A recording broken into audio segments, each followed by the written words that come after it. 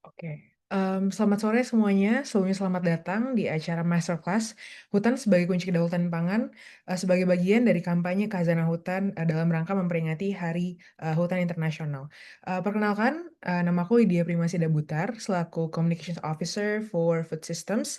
Dan sore hari ini kita juga udah kedatangan Kak Renta nih yang akan menjelaskan bagaimana hutan di Papua itu sebenarnya sangat berkontribusi terhadap sistem pangan masyarakat adat di sana. Kepada Karenta mungkin mau perkenalkan diri dulu. Terima kasih Kak Lydia. Halo teman-teman semua.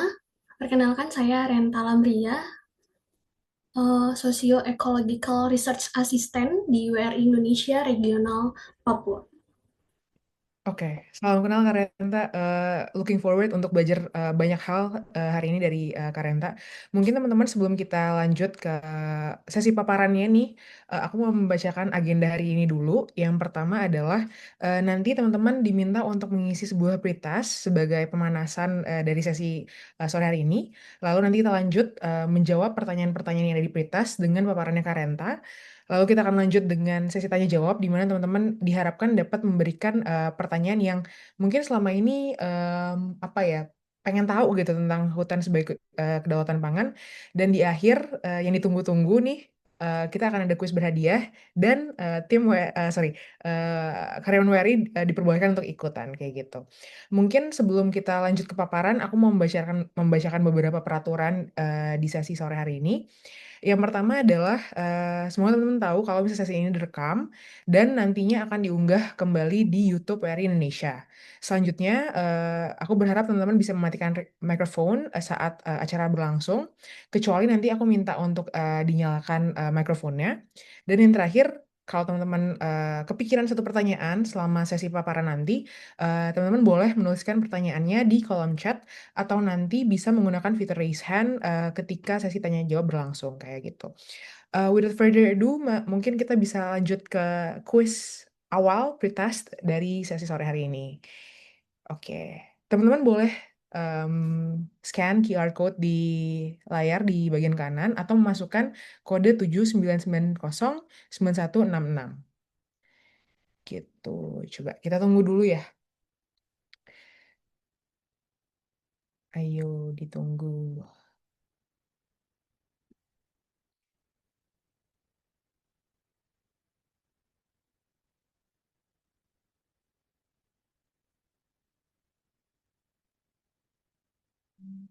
Mungkin kita tunggu sampai sekitar 12 orang join kali ya. Karena aku lihat ada 19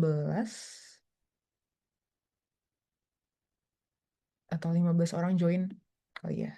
Coba.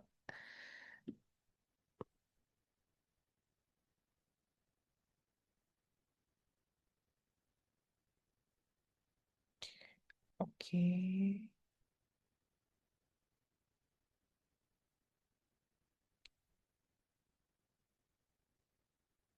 Satu lagi mungkin ada yang mau join ditungguin.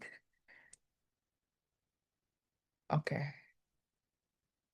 Oke, sip. Pertanyaan pertama. Hutan dapat berperan dalam sistem pangan masyarakat karena yang pertama menyediakan berbagai sumber pangan alam, menyediakan kayu untuk bahan bakar memasak, tidak berhubungan dengan pangan, dan yang terakhir berfungsi sebagai kawasan konservasi hewan ternak. Ayo coba teman-teman. Tadi ada 12 ya, 11 yang ikut ya. Berarti we expect to have 11 answers as well.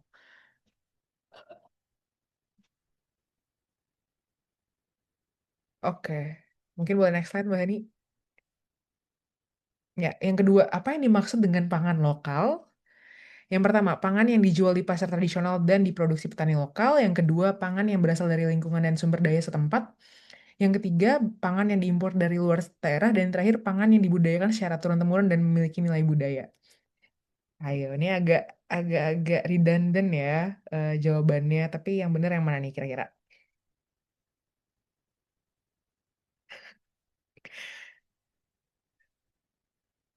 Kita tunggu dulu.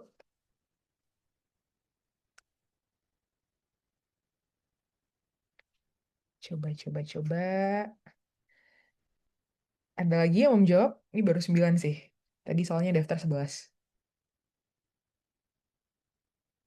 Oke, kalau nggak ada kita boleh next. Sistem pangan masyarakat dapat dipengaruhi oleh yang pertama lingkungan alam, yang kedua budaya masyarakat, ketiga akses terhadap pangan, yang keempat semuanya benar. Wah, menarik nih.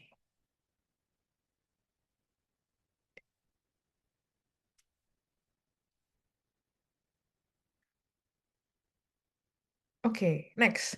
Keanekaragaman pangan penting karena beberapa alasan, kecuali yang pertama mendukung variasi nutrisi, yang kedua mendukung ketahanan pangan, ketiga mendukung keberlanjutan lingkungan, dan yang terakhir memastikan masyarakat mengonsumsi makanan yang paling efisien. Ingat kecuali ya teman-teman, jangan terjebak.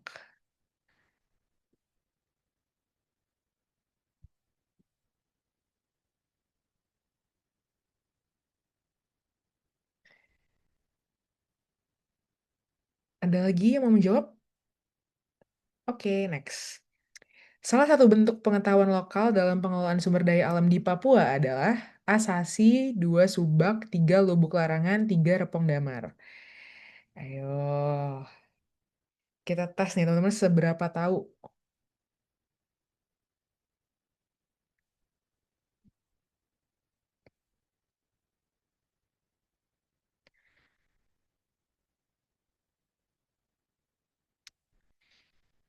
Satu orang lagi mungkin yang dari tadi ikutan. Oke, next aja Mari. Yang keenam, perubahan pola konsumsi masyarakat dapat dipengaruhi oleh kecuali, loh, kayaknya jawabannya salah deh. Ya udah, next. Yang bukan menjadi peluang untuk memperkuat pangan lokal adalah melalui A, kebijakan dan regulasi, B, penelitian, C, pendidikan kampanye, D, kemampuan ekonomi dalam impor. Yang bukan ya teman-teman.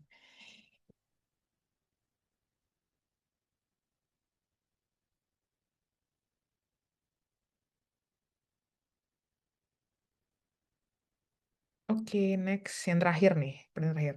Salah satu langkah penting untuk masa depan pangan adalah A, menjaga keberagaman sumber pangan, B, mengabaikan pangan lokal, C, mengurangi pengetahuan tradisional, dan D, bergantung pada satu jenis pangan saja.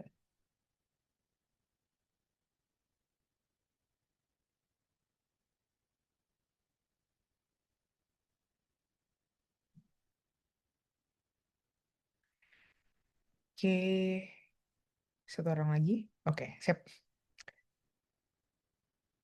Siap. Selanjutnya mungkin karena tadi sudah ada beberapa pertanyaan dan mungkin ada beberapa tadi yang jawabannya mirip-mirip gitu ya. Kita langsung belajar aja kali ya dari Karenta Lamria. Silahkan Karenta untuk menyampaikan paparannya pada sore hari ini. Makasih Kak Lid untuk kesempatannya. Selamat sore teman-teman semua. Hari ini saya dikasih kesempatan untuk membagi sedikit hasil temuan-temuan yang pernah ditemui ketika melakukan riset soal pangan lokal dan hutan di Papua Barat dan Papua Barat Daya. Saya mengambil judul dari hutan ke piring, kekayaan pangan lokal, dan perubahan pilihan makan di Papua. Next, Mbak.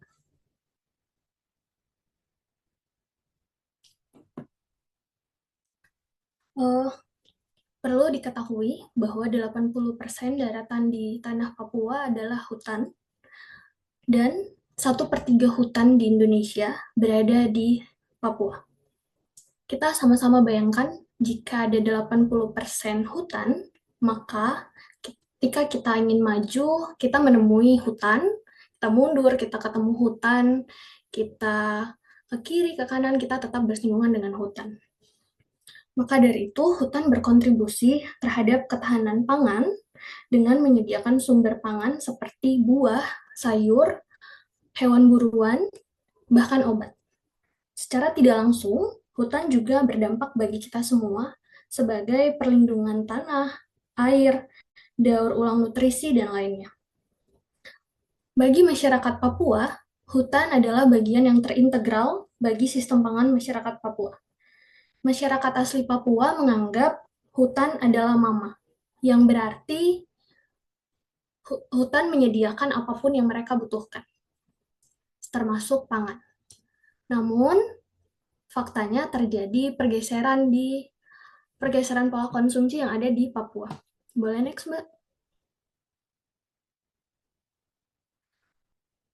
Pergeseran pangan saat ini mungkin teman-teman sering melihat di sosial media baik Instagram, Facebook, TikTok atau apapun itu ketika melihat masyarakat asli menukarkan eh, pangan lokal mereka menjadi mie instan.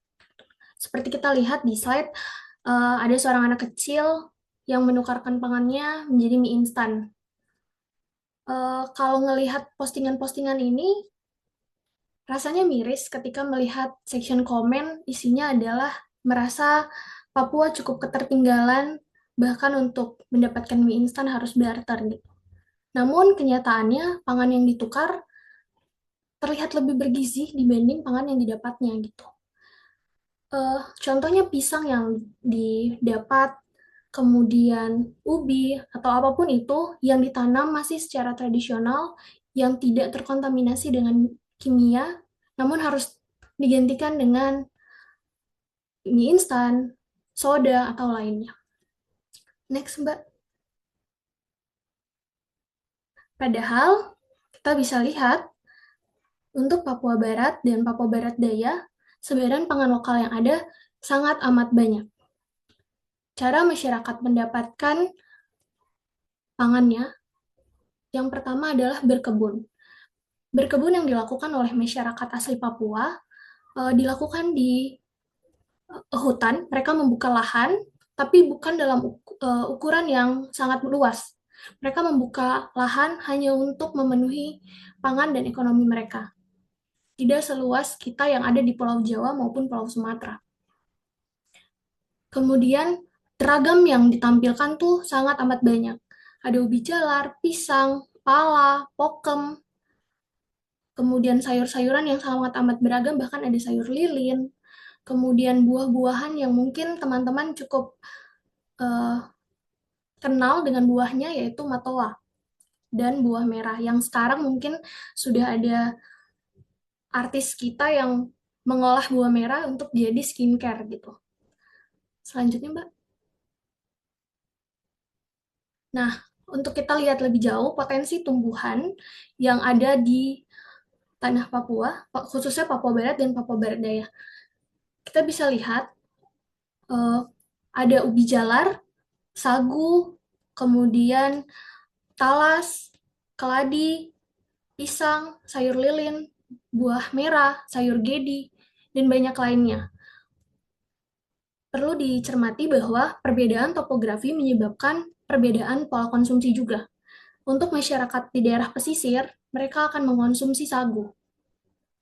Kemudian, untuk di daerah pegunungan, kita bisa lihat mereka punya jenis ubi jalar, pisang yang cukup melimpah.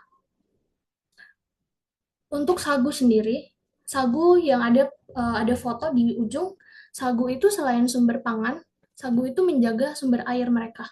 Kalau sekarang pemerintah lagi gencar untuk tanam sawit, atau teman-teman bisa lihat keadaan Sumatera ketika ada sawit dibuka dengan luas, terus masyarakat bilang airnya jadi jorok atau gimana gitu. Tapi perlu diketahui, sagu tidak merusak uh, perairan mereka.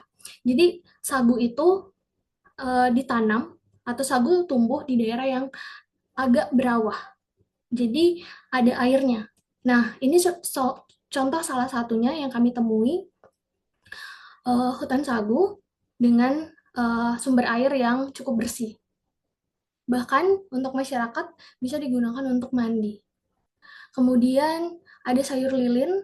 Sayur lilin sendiri rasanya cukup unik. Kalau teman-teman bisa bayangkan sayur lilin ini dianya rasanya seperti telur ayam kalau menurut saya. Tapi kalau mau tahu silahkan datang ke Papua untuk kita sama-sama cobain. Kemudian jenis talas, jenis ubi jalar. Ubi jalar di Papua itu cukup banyak. Bahkan kalau yang saya tampilkan ini tuh nggak seberapa. Karena yang uniknya setiap daerah dia punya penamaan-penamaan sendiri.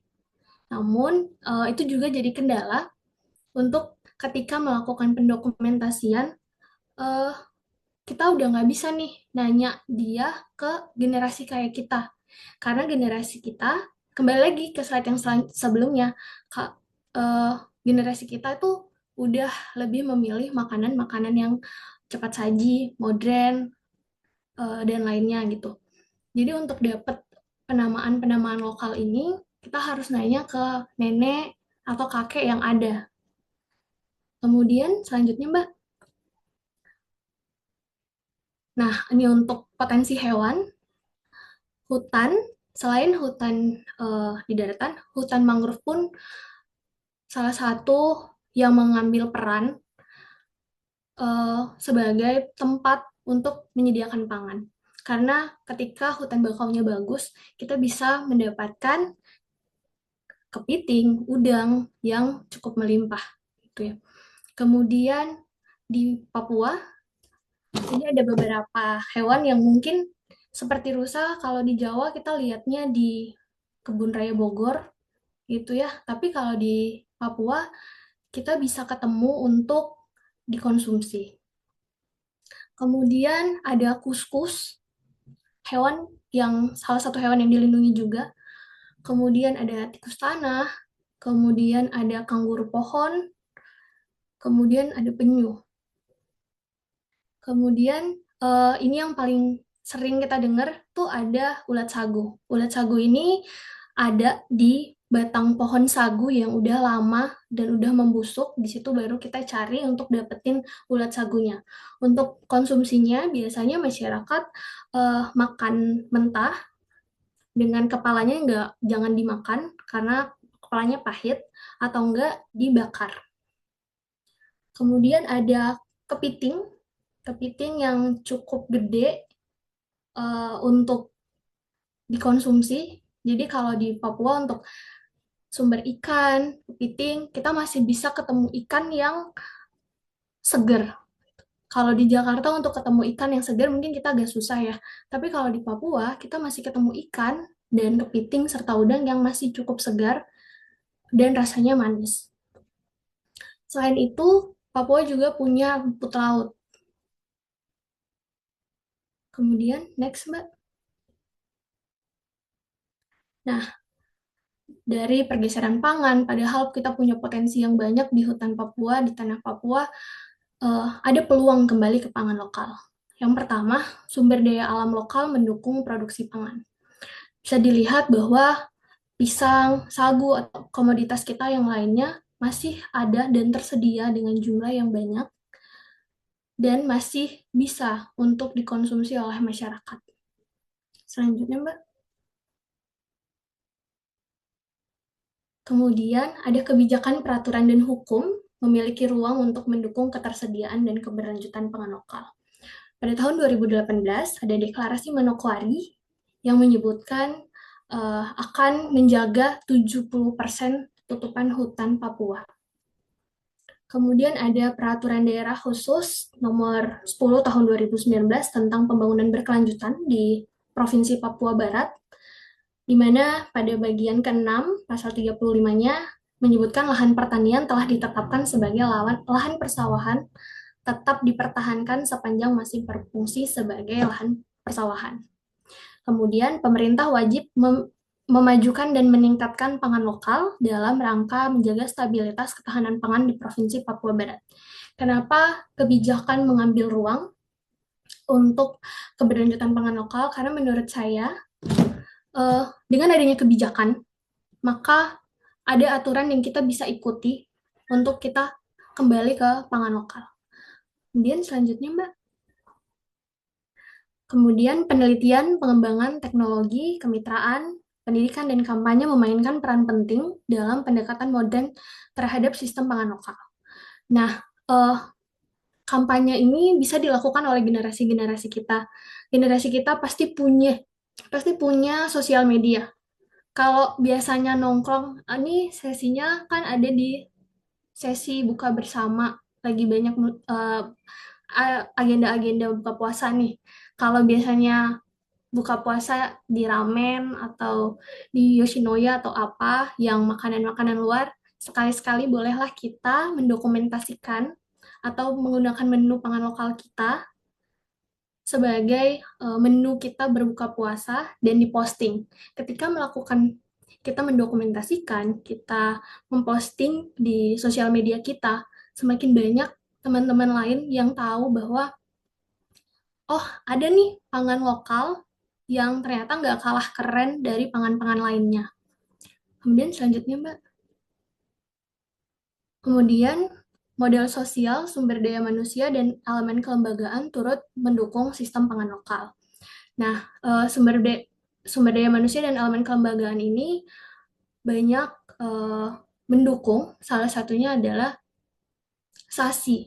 SASI ini kalau sebenarnya SASI ini ada di dalam bahasa Maluku, tapi ada beberapa daerah eh, yang menyebutkan eh, nama tradisi budaya ini adalah SASI. Di mana SASI ini itu adalah menjaga eh, batas, menjaga ketersediaan pangan mereka. Contohnya, misalnya ketika melakukan SASI di satu daerah, maka daerah tersebut daerah yang dilarang untuk dimasuki untuk mengambil pangannya. Jadi tidak boleh dilakukan aktivitas berburu atau apapun itu di lahan yang em, mereka bilang itu lagi disasi. Untuk membuka sasi pun, membuka dan menutup sasi itu punya prosedur budaya yang menjadi bagian dalam mereka untuk menjaga pangan lokal mereka, menjaga kelestarian mereka, menjaga uh, hutan mereka. Sasi ini tidak hanya dilakukan di hutan, tapi di laut juga. Jadi mereka punya budaya, mereka punya cara untuk sumber pangan mereka itu tidak hilang. Selanjutnya, Mbak. Ini pesan terakhir dari saya. Hutan Papua itu bukan cuma milik masyarakat Papua. Hutan ini adalah paru-paru dunia. Menyimpan karbon yang manfaatnya dirasakan kita semua. Tapi hutan ini hanya bisa dijaga kalau kita sebagai masyarakat global ikut berkontribusi. Kembali ke pangan lokal, lestari, dan tidak bisa sendirian untuk mencapai kelestarian tersebut. Mungkin dari aku itu dulu, Kak. Oke, thank you banget Karenta jadi belajar banyak hal sore hari ini di presentasi kakak. Mungkin beberapa hal yang baru yang aku catat dan aku baru tahu sore hari ini adalah yang pertama ada beberapa sebutan untuk pangan lokal yang sama gitu ya, cuman beda daerah sebutannya beda. Terus yang kedua aku baru tahu banget ternyata ada kanguru pohon di Papua. Kayak aku kira itu cuma di Australia aja, tapi ternyata thank you so much Kak buat info sore hari ini yang baru aku dapatkan. Mungkin aku mau membuka kesempatan untuk teman-teman bertanya. Apakah di sini ada yang penasaran, pengen tahu lebih lanjut terkait presentasi Karenta tadi soal penelitian di Tanah Papua? Coba, silakan teman-teman. Kalau nggak ada, mungkin aku bisa mulai duluan kali ya. Sebentar. Aku ada pertanyaan soal ultra process food, Kak. Dalam beberapa tahun terakhir, kan memang tadi Kakak udah bilang bahwa semakin banyak produk-produk makanan ultra process gitu yang masuk ke wilayah Papua. Dari pengamatan Kakak, apa sih faktor utama yang membuat masyarakat jadi beralih sebegitunya gitu? Apakah soal akses atau soal eh, harga atau seperti apa Kakak? Kenapa sih faktor utamanya itu apa? Faktor utamanya, kalau dari yang aku amati, yang pertama tuh uh, sebenarnya akses juga termasuk, tapi yang pertama yang aku lihat adalah di generasi muda, dengan mudahnya kita mendapatkan informasi ya Kak. Jadi kalau misalnya di Jakarta lagi viral apa gitu, kita juga yang di Papua pengen tahu tuh. Nah, tapi pengen tahunya kita lama-lama malah kayaknya makan itu aja deh, makan itu aja gitu. Itu yang pertama. Jadi kita nggak bisa pungkiri Gen Z ini cukup FOMO dengan informasi-informasi baru, tapi kadang ada FOMO yang sepertinya kita nih butuh dilurusin deh. Jadi jangan jangan selalu kayak anak-anak muda zaman sekarang kalau nongkrong di ramen atau di sushi gitu selalu foto bareng dengan susinya gitu. Tapi kalau kita nongkrong makan atau enggak di rumah aja gitu, kita rebus pisang atau enggak rebus talas gitu. Nggak pernah tuh kita potong, kita bilang, kita foto, kita bilang di sosmed, hari ini aku makan ubi, atau hari ini aku makan papeda dengan ikan kuah kuning. Nah, itu tuh kan cukup jarang, Kak. Jadi, semakin banyak yang bilang informasi yang didapat soal pangan-pangan luar, Nah, kitanya juga mau coba tuh. Oke, aku sebagai Gen Z agak em, concern juga ya sama generasiku. Em, Cuman berarti kalau bisa disimpulin lebih ke berarti itu lebih di anak mudanya gitu ya. Tapi kalau misalnya yang generasi orang tuanya, tapi apakah mereka masih mengonsumsi pangan lokalnya atau gimana Kak? Kalau untuk generasi tua, sebenarnya eh, dari banyak FGD yang udah dilakukan waktu itu ya Kak, generasi yang di atas pun sebenarnya sudah mengalami pergeseran. Kalau ditanya kenapa, jawabannya selalu karena dulu ada kebijakan namanya beras miskin. Kemudian nggak pernah tuh kita dengar ada kebijakannya soal talas miskin gitu misalnya gitu.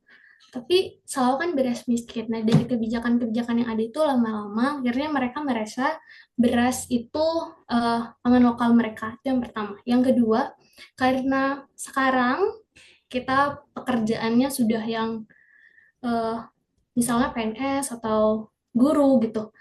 Dia konsumsi beras karena beras lebih mudah untuk diolah. Jadi kan kayak beras tuh cuma dicuci, dimasukin di rice cooker, masak gitu. Kalau papeda kan kita harus bersihin dulu, harus gitu. Nah, itu juga salah satu temuan yang aku temui ketika wawancara dengan beberapa orang. Hmm, oke, berarti sebenarnya penamaan itu sangat berpengaruh ya. Maksudnya kampanye berarti yang tadi kamu sebutkan bahwa itu bisa membantu apa ya, bukan memperkuat. Maksudnya kayak mengembalikan supaya pangan lokal dimakan lagi tuh bisa dimulai dari kampanye gitu ya. Dengan Bener. sesimpel mengubah nama tadi ya, dari beras mungkin atau salah satu sagu gitu ya.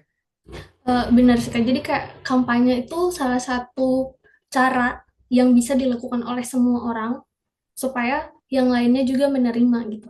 Jadi Mhm, mhm. kalau misalnya kita posting soal sagu, soal ulat sagu, atau soal kangguru pohon yang tadi kayak ternyata kali dia baru tahu nih ada kangguru pohon di Papua gitu. Nah itu tuh jadi satu hal yang unik. Jadi generasi kita harus tahu, kita harus bisa terima bahwa generasi kita kalau ngelihat sesuatu tuh dilihat dari visualnya dulu, lihat gambarnya dulu gitu ya. Jadi ketika dia lihat kanguru yang kayak tadi ada di gambar itu, pasti dia akan kayak ini apa? Dan mulai dicari tahu. Nah, dari itu sih Kak mulainya. Mhm, mhm. Oke, thank you so much Kak jawabannya. Mungkin aku kembalikan ke teman-teman lagi. Oke, terima kasih Mas ada yang bertanya. eh aku bacakan dari Mas Nurfianto Gier Pangidung. Apa penyebab utama pergeseran pola konsumsi pangan Papua terkait dengan banyaknya bantuan pangan justru mengarah ke sembako? Mungkin itu sama kayak pertanyaan aku, tapi mungkin bisa di-reiterate lagi ya Kak. Terus lalu terkait dengan ada bencana kelaparan di Papua Pegunungan, apa penyebabnya dan penilaian Kakak eh, bantuan pemerintah tuh sudah sejauh mana gitu terhadap terhadap bencana tersebut? Silakan Kak. eh Kalau penyebab utama pergeseran pola konsumsi pangan di tanah Papua, aku nggak bisa bilang ini penyebab utama ya Mas. Aku cuma bisa bilang mungkin ini salah satu faktornya gitu ya. Banyak bantuan yang mengarah ke sembako. Nah, itu menurutku uh, sembako itu di satu sisi ia menjadi pertolongan pertama, tapi sebenarnya hutan di sekitar mereka tidak menyediakan beras sebagai pangan pokok mereka.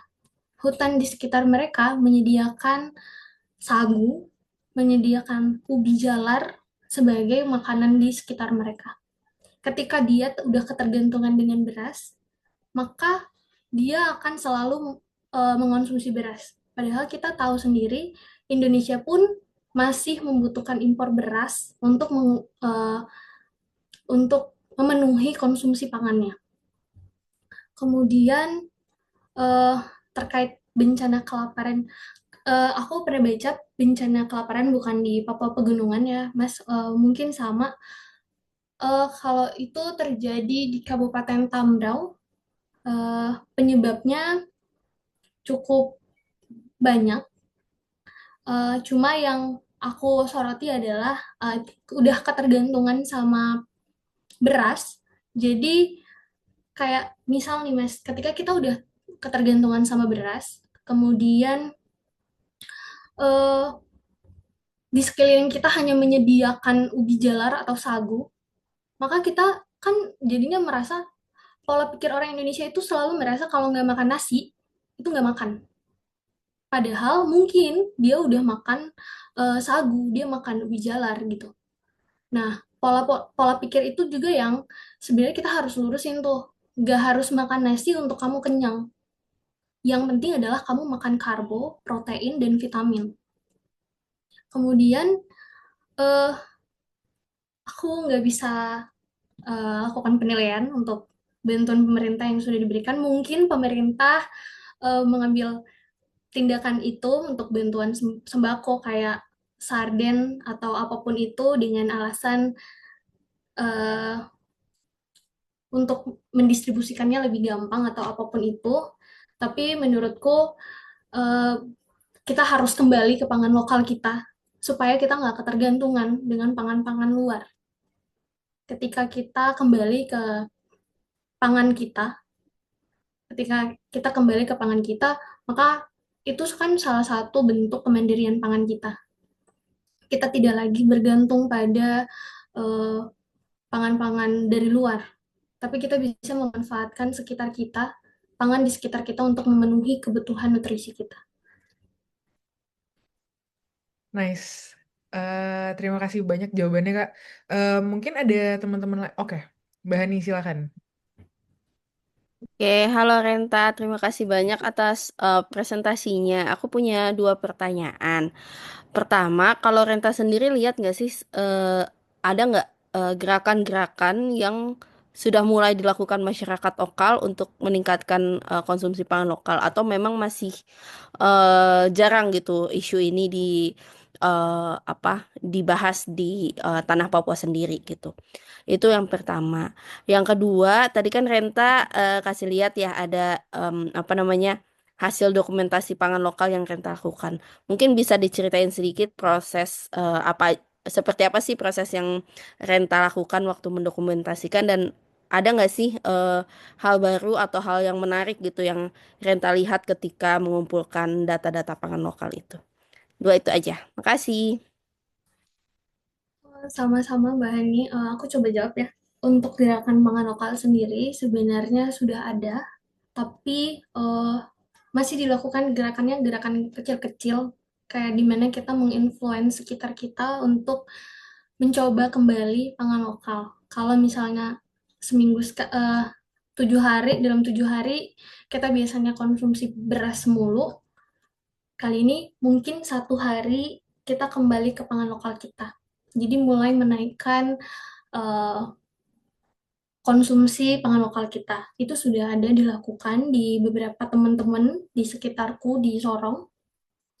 Tapi memang gerakannya masih cukup kecil. Namun dari gerakan kecil itu aku percaya akan ada impact yang besar ke sekitarnya. Untuk proses pendokumentasian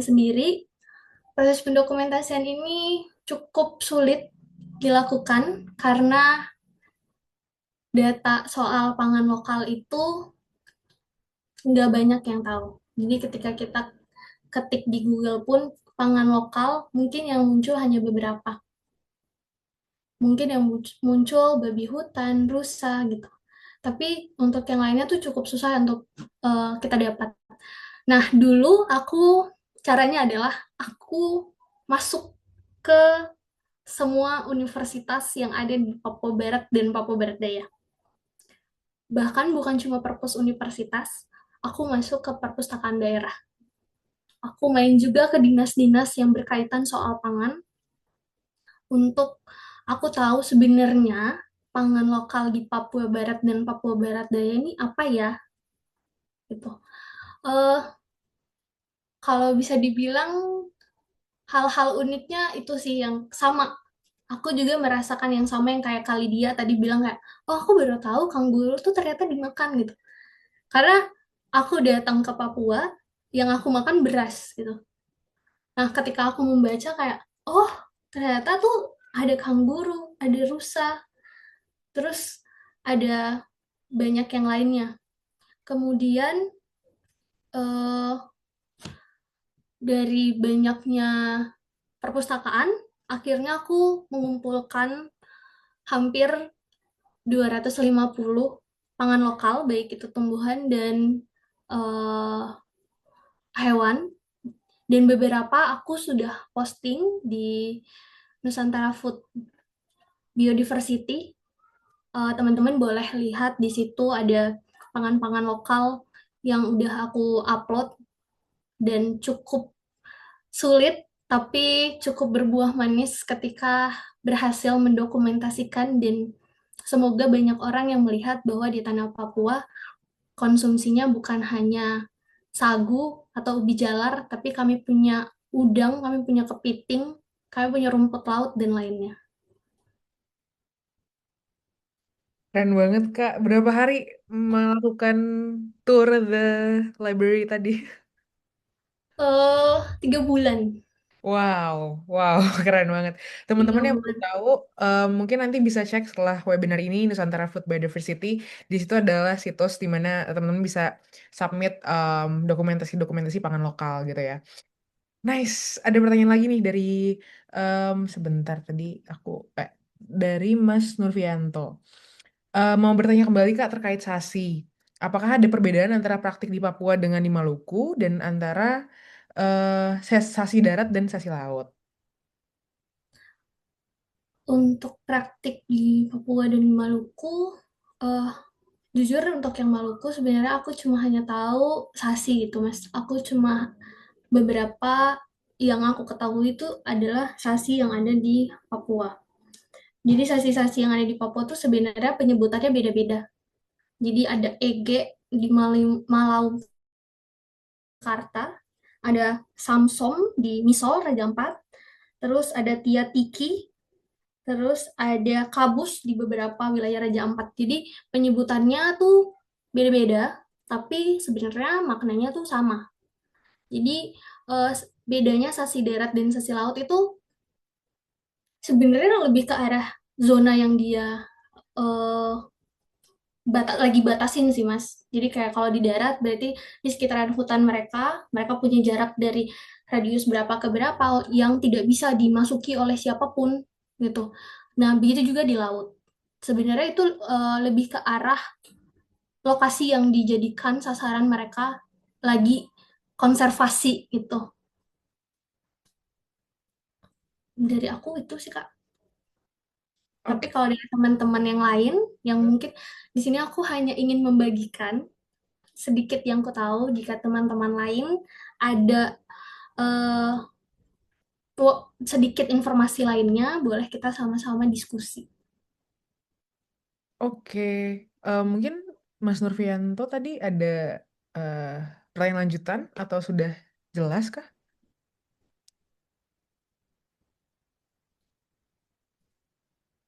Oke. Sepertinya udah jelas ya. Apakah ada teman-teman lain? Oh, ada pertanyaan selanjutnya dari eh, Kak Hendrika Wulan Samosir. Bagaimana pendapat Kak Renta? Sebentar, ada yang lewat. Ada dua, bentar. Tentang pengetahuan intergenerasi yang terputus terkait dengan pangan lokal. Apa saja inovasi out of the box yang bisa dilakukan? Itu dulu berarti. Ada yang, ya. Ini sedikit yang ku tahu Kak, sekali lagi, aku bukan ahlinya, aku hanya tahu sedikit. Jadi kayak pengetahuan yang udah terputus antar generasi ini sebenarnya itu jadi catatan kita, karena budaya atau penamaan-penamaan lokal itu sebenarnya tuh punya ciri khas yang bisa jadi eh, ciri khas kita gitu ya di tanah Papua. Jadi ketika ketika pengetahuan itu udah nggak ada di generasi selanjutnya, itu kan jadi kayak kita harusnya kita merasa kecolongan budaya kita jadinya, atau pengetahuan kita soal pangan di sekitar kita, eh, padahal itu pangan lokal gitu, malah kita nggak tahu inovasi out of the box yang bisa dilakukan. Mungkin untuk pangan lokal sendiri, kalau aku mikirnya adalah bagaimana caranya kita mengkampanyekan pangan lokal sama kayak kita mengkampanyekan pangan-pangan modern yang udah ada di mall atau dimanapun yang kita mudah akses. Seharusnya pangan lokal kita sama mudah diaksesnya sama mudah dikonsumsinya dengan pangan-pangan yang ada. Oke, Em, mungkin aku lanjut aja ya Kak, karena waktu juga ada pertanyaan dari Kak Marta. Bagaimana menurut Renta dalam kapasitasnya sebagai peneliti WRI Indonesia dapat merumuskan strategi intervensi untuk memperkuat kedaulatan pangan lokal di Papua, baik dari sisi peningkatan konsumsi rumah tangga maupun pengembangannya sebagai komoditas unggulan daerah? Berat ya, tapi silakan Kak.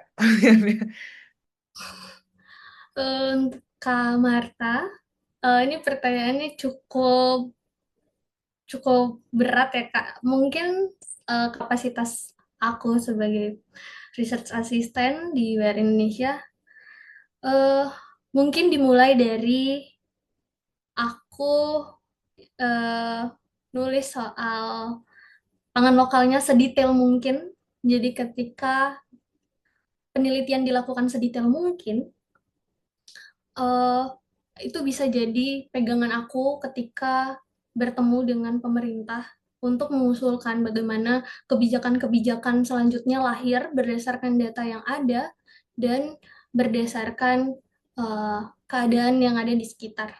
Jadi, ketika kita punya data, kita bisa berbicara soal eh, data yang lengkap soal pangan lokal di tanah Papua. Jadi, kita bisa punya kekuatan untuk diskusi dan bilang ke pemerintah kalau nih kayaknya kita harus melakukan eh, atau membuat kebijakan soal kedaulatan pangan di Papua dengan menghitung jumlah pangan lokal, bukan menghitung jumlah konsumsi beras di tiap rumah tangga. Nice. Selanjutnya ada pertanyaan dari Mbak Uli. Oke. Renta, menurut kamu, menurut analisismu, pangan lokal apa yang paling climate resilient dan bisa jadi alternatif pengganti beras? Eh, Kalau untuk ini dan diaplikasikan di tanah Papua, kembali aku bilang, kita nggak bisa ngukur tanah Papua sebagai tanah Papua gitu aja. Kita harus melihat tanah Papua kayak, oh Jayapura, oh Wamena, oh Merauke gitu. Karena tiap topografi di tanah Papua, mereka punya ciri khasnya sendiri, mereka punya budaya mereka sendiri, dan mereka punya pangan lokal yang biasa mereka konsumsi. Untuk pangan lokal apa yang paling climate resilience, nah itu Kak, kembali lagi daerah mana yang menjadi sasarannya. Ketika kita bicara pesisir, mungkin yang paling resilience adalah sagu, karena sagu tersedia di daerah pesisir dengan cukup banyak. Dan budaya masyarakat ketika dia menebang sagunya, mengambil patinya, mereka setelah itu tuh nggak lupa untuk menanam kembali. Jadi mereka membiasakan diri untuk kembali menanam supaya ada tabungan di hari yang lain. Jadi anak generasi selanjutnya tuh mereka tahu kalau pangan mereka tuh sagu itu gitu dan cara tanamnya. Kemudian di daerah pegunungan dengan tanah yang subur, mereka punya ubi jalar, keladi yang cukup melimpah. Itu juga bisa jadi salah satu pangan lokal yang bisa diganti pengganti beras. Itu sih Kak. Jadi tergantung daerah mana ya, pesisir atau pegunungan itu sangat matters gitu ya. Dia tinggal di mana itu penting. Oke, Benar. last question dari Kak Dea. Sejauh penelitian Karenta dan tim, bagaimana pemerintah daerah dapat memainkan peran strategis dalam memperkuat sistem pangan lokal, sekaligus memastikan bahwa pengetahuan, praktik, dan kepemimpinan masyarakat adat tetap menjadi fondasi utama dalam meneruskan sistem pangan yang berkelanjutan. eh, untuk sistem pangan yang berkelanjutan ini sendiri, yang untuk di tanah Papua, sebenarnya penelitian ini dilakukan di Papua Barat dan Papua Barat Daya ya Kak. Eh, yang aku tahu hanya dua daerah yang punya kebijakan dan memainkan perannya untuk memperkuat sistem pangan lokal. Yang pertama, Provinsi Papua Barat dengan kebijakannya yang tadi soal pangan lokal. Kemudian di Manokwari Selatan waktu itu aku lupa banget di kepemimpinan siapa, Pak Bupati menyarankan untuk konsumsi pangan lokal 1 hari. Jadi ada hari libur mereka konsumsi pangan beras, itu tuh diganti dengan eh, pangan lokal. Nah, itu tuh memainkan perannya untuk jadi fondasi masyarakat kembali ke pangan lokalnya mereka. Sayang sekali baru 2 ya Kak, semoga bisa bertambah ya. Oke, Amin. tadi mungkin pertanyaan terakhir ya, that concludes our session. Eh, Mungkin sebelum kita lanjut ke kuis berhadiah, aku mau mendengar satu last final statement dong dari Karenta terkait sesi hari ini. Mungkin ada em, apa ya, wejangan-wejangan terkait bagaimana kita bisa mendorong hutan itu tetap dijaga, sekaligus tetap menjadi kunci kedaulatan pangan. Seperti itu. Silakan Kak. Eh, Mungkin dari aku untuk semuanya, jangan pernah lupa kalau pangan lokal kita nggak pernah ketinggalan zaman, karena pangan lokal kita memainkan peran dalam budaya kita. Ketika hutan tetap hidup, sistem pangan masyarakat juga harusnya tetap hidup. Ketika kita menjaga hutan, bukan berarti ketika hutannya ada di Papua, tapi di Sumatera dan Jawa tidak merasakan. Hutan Papua harus kita jaga bersama, karena semuanya merasakan dampak ketika hutan Papua ini hilang. Keren banget. Terima kasih banyak Kak Renta. Mungkin karena waktu, aku akan menampilkan polling di sini teman-teman terkait sesi hari ini. Iya boleh silakan reactionnya, teman-teman boleh. Mungkin Mbak Ani boleh tolong ditampilkan polling untuk session hari ini. Ya, simple teman-teman boleh ada 2 pertanyaan soal sesi masterclass hari ini. Yang pertama seberapa puas dan yang kedua apa masukan Anda untuk masterclass selanjutnya? Jangan kemana-mana dulu teman-teman karena kita masih akan ada kuis berhadiah. Hadiahnya adalah e-wallet sebesar 50.000 dan teman-teman WRI boleh banget ikutan gitu. Nanti pertanyaannya akan ditampilkan di Mentimeter seperti yang tadi sudah kita coba di pretest. Um, so ya, ini ada berapa yang sudah. Oh ya, kita tunggu dulu ya beberapa detik untuk teman-teman lain menjawab polling hari ini.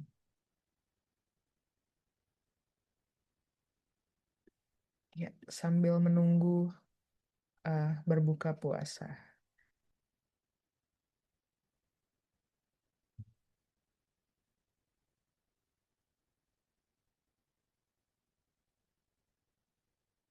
Ada lagi yang mau mengisi polling?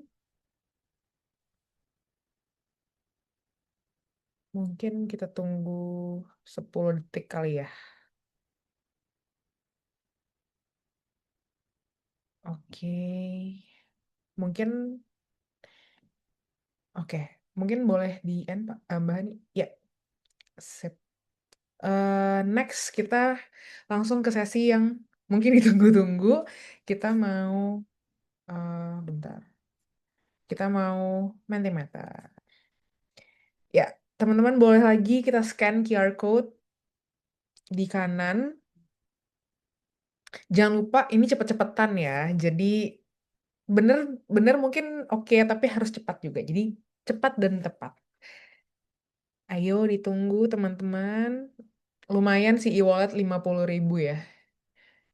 Nanti bisa untuk jajan mungkin.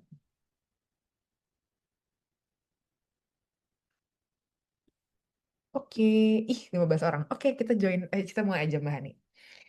Yang pertama, siap-siap ya teman-teman. Kita main kuis hari ini. Start quiz.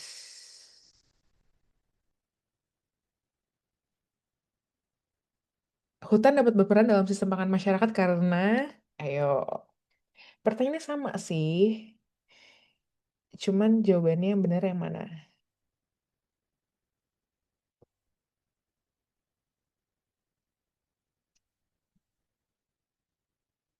Oke. Sip. Next.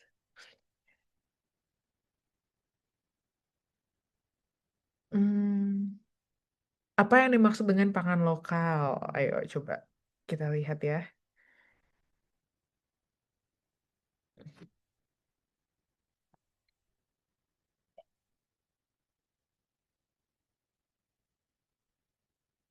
3, 2, 1. Oke, next. Wah, nambah nih playersnya.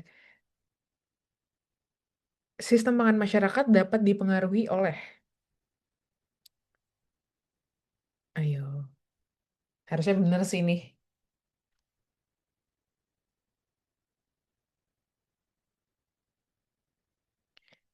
3. Yes. Next.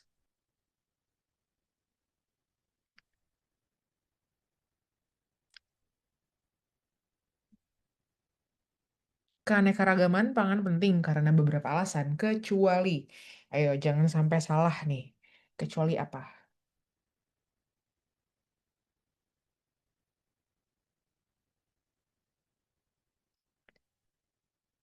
3, 2, 1. Next.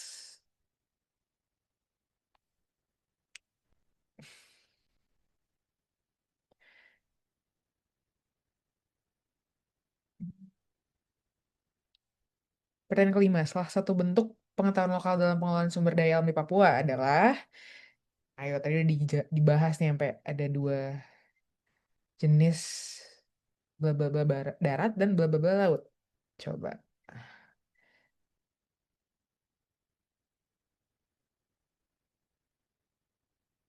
Nice. Next.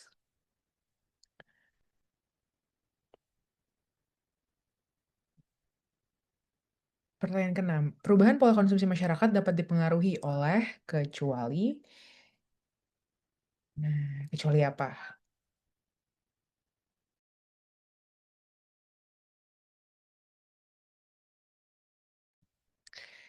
Jangan sampai salah ya teman-teman, ada kata kecuali di situ.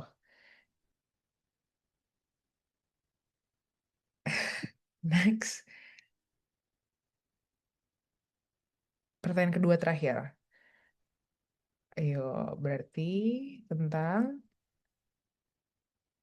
yang bukan menjadi peluang untuk memperkuat pangan lokal adalah melalui. Ayo.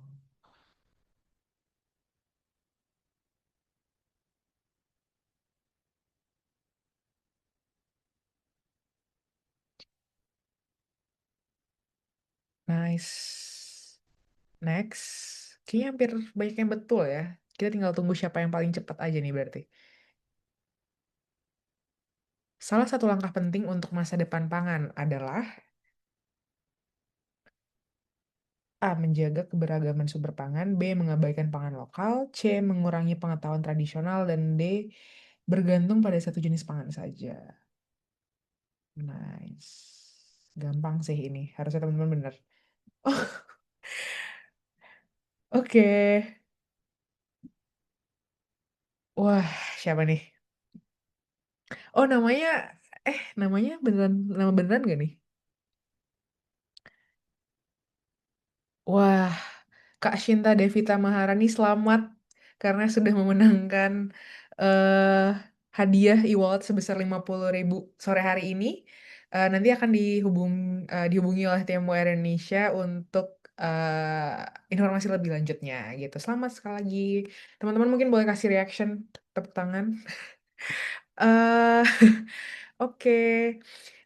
Nextnya mungkin Mbak Hani ada yang mau di-share kan? Nah, jadi teman-teman karena yang aku tadi sudah sempat sebutkan bahwa sebenarnya masterclass sore hari ini adalah bagian dari sebuah rangkaian panjang terkait kampanye Hari Hutan Internasional di bawah kampanye namanya Khazanah Hutan. Jadi masih ada 2 masterclass lagi yang teman-teman bisa ikuti di Rabu tanggal 11 Maret 2026 tentang rencana pemulihan pasca bencana para petani kopi Gayo. Dan di tanggal Jumat 13 Maret 2026 yang terakhir, itu teknologi terkini yang bisa membantu kita menjadi seorang penjaga alam. Teman-teman yang berminat boleh daftar di bit.ly/Kazanahutan 2026 dengan K dan hanya kapital. Mungkin itu aja dan oh ya dan yang terakhir ada satu lagi yang nggak boleh dilewatin dan mungkin teman-teman bisa bantu share ke teman-teman lainnya. Next Mbak Hani. Ada kompetisi lomba Kazana Hutan, kompetisi konten perayaan Hari Hutan Internasional. Hadiahnya lumayan, ada uang tunai, ada adopsi pohon, dan juga ada satu seri buklet apa namanya berpikir sistem pangan dari Koalisi Sistem Pangan Lestari. Teman-teman yang berminat boleh banget cek di sama bit.ly/Kazana Hutan 2026. Ditunggu teman-teman kontennya sampai tanggal 13 Maret 2026. Kalau nggak ada lagi, mungkin aku sebagai Lydia Primasida Butar ingin pamit. Terima kasih banyak atas antusiasme teman-teman semua di sore hari ini. Terima kasih Kak Renta atas materinya hari ini sangat insightful. Aku belajar banyak hari ini dan semoga teman-teman juga belajar hal yang sama. Selamat berbuka puasa untuk teman-teman semua. Selamat sore. Yeay.